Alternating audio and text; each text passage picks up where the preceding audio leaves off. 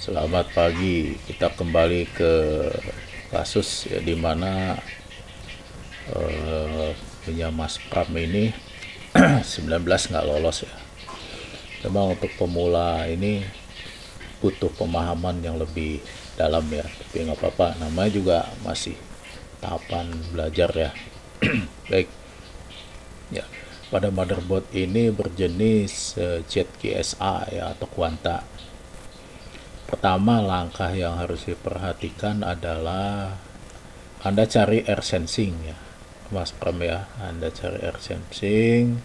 Di sini kodenya PR164. Mudah-mudahan sama ya skemanya. Anda cari air sensing, lalu Anda impedansi itu nilai air sensingnya, yaitu mode dioda ya, mode dioda, negatifnya ke ground, positifnya ke air sensing. Kalau nilai menunjukkan di atas 1200 bahkan OL, itu tidak ada short artinya ya, tidak ada indikasi short di air sensingnya itu. Nah, lalu apa yang menyebabkan ini nggak bisa nyebrang ya, 19 voltnya itu tidak bisa menyeberang dari PA2 ke pin ya, kan gitu ya. Nah, untuk bisa menyeberang itu dia melewati PQ30 Mas Pram. Ingat ya, supaya PQ30 ini ya dia bisa meloloskan 19 volt, kan ada di sini ya. Nah, gitu kan, supaya lolos ke sini ya, maka gate di sini harus ada tegangan. Nilainya lebih kurang itu sebesar 6 sampai dengan 9 volt. Ya. Dari mana itu dapatnya? Dari kedua resistor ini. Itu selalu kuncinya kalau di air sensing itu tidak ada tegangan 19 volt ya, selalu mengecek gate ya, selalu mengecek impedansinya. Kalau ada short ini nggak akan lolos ya. Kalau shortnya aman, berarti Anda tinggal mengukur nilai gate-nya itu. Hampir rata-rata itu gate. Ya, jadi nggak perlu Anda jumper di sini, nggak perlu ya. Nggak perlu Anda melakukan penjemperan. Ya, jadi dibereskan dulu. Nah, supaya lolos ya, di sini kuncinya ada tegangan 19 volt. Caranya gampang ya, untuk menentukan di sini ada 19 atau enggaknya ya. Anda lepas ini dulu. Anda lepas ini ya. Pertama itu langkahnya ya, PQ30 dilepas. Ya, setelah dilepas Anda nyalakan, ukur di gate ini berapa tegangan yang muncul. Kalau dia bernilai 19 volt ya, kalau dia bernilai 0 volt ya, itu ada masalah.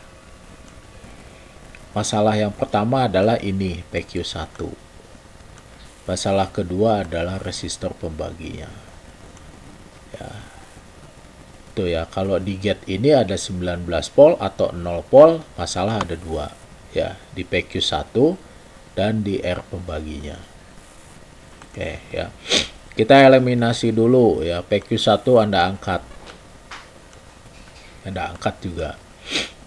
Cek di sini ada nggak 9 volt atau 8 volt. Kalau ada berarti fix ya. Ini masalah ada di proteksi ini. Oke, jangan dipasang dulu. Pasang PQ30-nya. PQ30-nya pasang. Setelah Anda pasang PQ30, apakah tegangan 19 volt ya akan lolos ke sini? Nah, jadi nggak usah dijumper ya. Kalau sudah lolos, berarti 19 sudah lolos. Oke, ya itu kasus yang pertama. Jadi nggak usah dijumper ya. 19-nya sudah lolos. Oke, itu kan nggak tahu kenapa harus dijumper ya. Siapa yang nyuruh jumper? Oke, yang kedua, kasus yang kedua ya. Di sini dari data pengukuran ya, Anda menyebutkan bahwa AC-DET-nya 0. Nah, saya buka dulu ya. Ini data hasil pengukurannya. Ya, kalau Anda lihat di sini, kalau saya lihat di sini ya, ACDET-nya itu bernilai 0. Oke, ya, ACDET 0. ACDET 0 ya, itu disebabkan karena apa? Ya. ACDET itu berupa resistor pembagi. Ini resistor pembaginya. Ini resistor pembaginya. Oke. Ini ACDET-nya.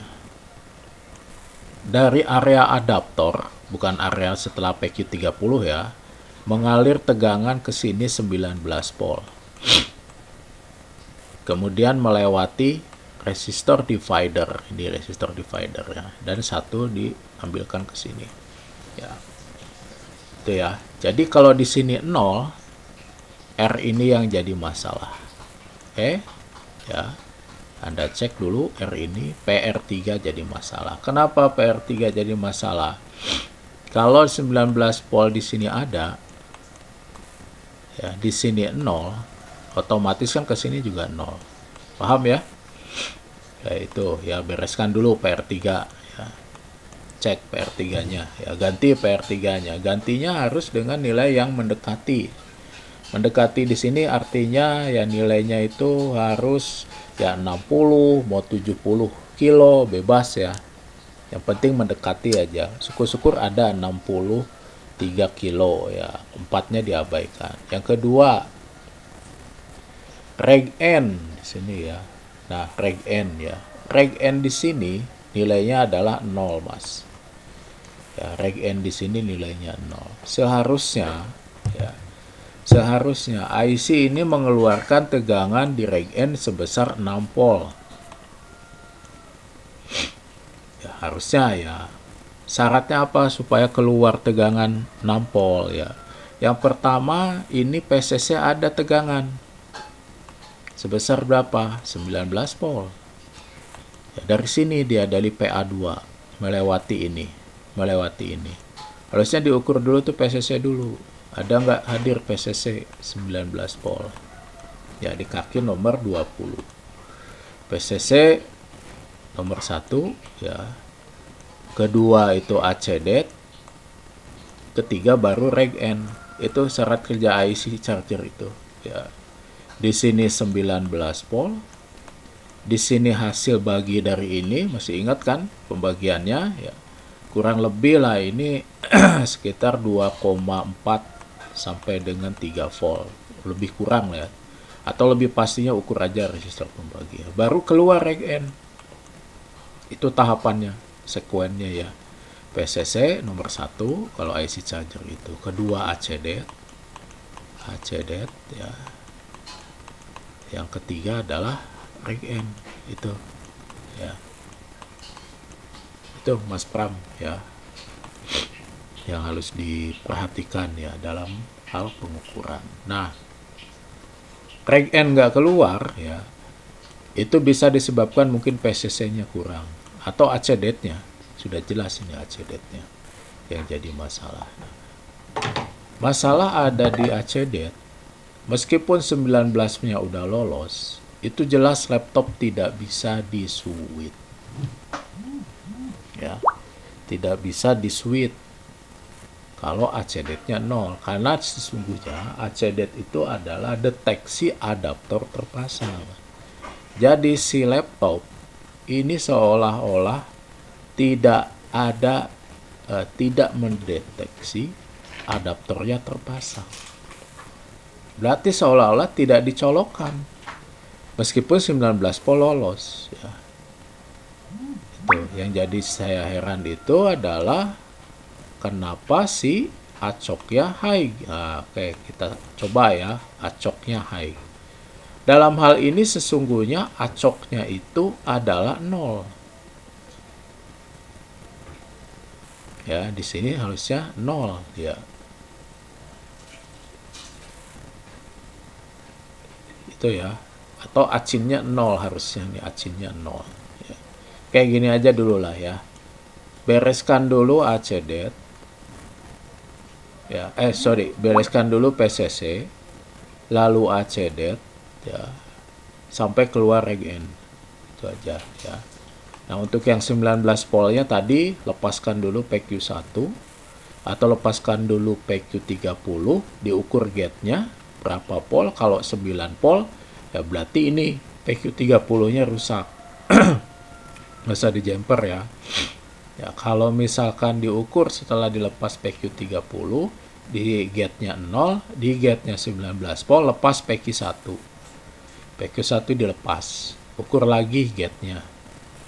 Kalau ternyata gate-nya normal 9 pol, ya berarti ini masalahnya PQ1.